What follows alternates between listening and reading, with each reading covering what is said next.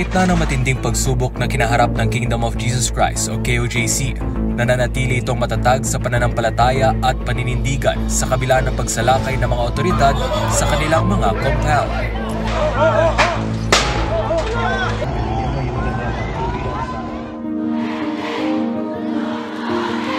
Sa isinagawang pasasalamat kay PRRD with OFW's event, ipinabot ni KOJC Executive Secretary Eleanor Cardona ang kanyang salaysay ukol sa mga naganap at ang hindi matinag na pananalig ng mga miyembro sa pamumuno ni Pastor Apollo C. Kibuloy. Sa kanyang payag, inilahad ni Cardona ang mga pangyayari noong Hunyo Agis kung saan sabay-sabay na sinalakay ng mga pulis ang iba't ibang compound ng KOJC.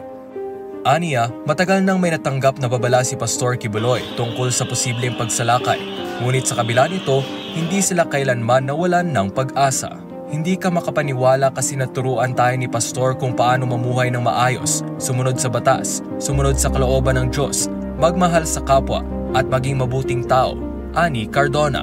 Ang aming armas ay hindi sandata kundi ang aming pananampalataya, pagpupuri at panalangin. Idinagdag niya na matapos ang unang pagsalakay noong Hunyo, muling sinalakay ng libo-libong pulis ang KOJC compound. Noong Agosto 24, mas marami sila kaysa noong una. Pero hindi namin sila hinarap ng dahas. Nanindigan kami sa aming pananampalataya tulad ng itinuro sa amin ni Pastor. Sabi niya, gayon din inilarawan ni Cardona ang lalim ng malasakit ni Pastor Kibuloy sa kanyang mga miyembro, lalo na sa panahon ng pagsubok. Masakit para kay Pastor na wala siya sa mga panahong iyon.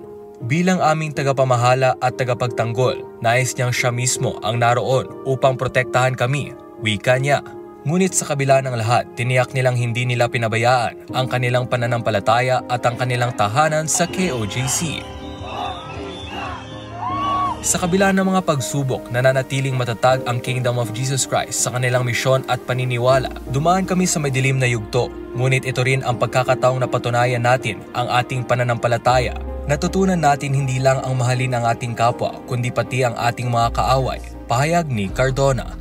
Ayon kay Cardona, ang pamumuno ni Pastor Apollo C. Kibuloy ay isang modelo para sa pagbabago ng bansa. Ito ang panahon magkakaroon ng bagong Pilipino.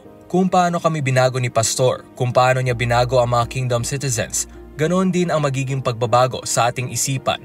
Magiging positibo ang pananaw natin, magiging maunlad tayo, malinis, malaya sa kahirapan at kadiliman, at mamumuhay tayo ng marangal bilang mga Pilipino. Sa loob ng halos 4 na dekada, ang KOJC ay lumago mula sa maliit na kongregasyon patungo sa isang pandaigdigang ministeryo na patuloy na nagpapalaganap ng aral ng katwiran, pagmamahal at pananampalataya. Sa kabila ng lahat ng hamon, nananatili itong nakatindig, handang ipagpatuloy ang adhikain nito sa ilalim ng pamumuno ni Pastor Apollo C. Kibuloy.